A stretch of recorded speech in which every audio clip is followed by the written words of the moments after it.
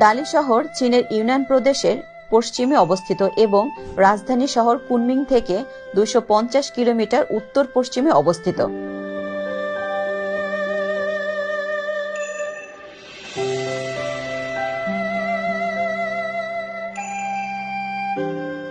ডালি শহরের লোক সংখ্যা 2021 সালের গণনা অনুযায়ী 7,71,128 জন এবং শহরটি 1738.63 বর্গ কিলোমিটার এলাকা জুড়ে অবস্থিত।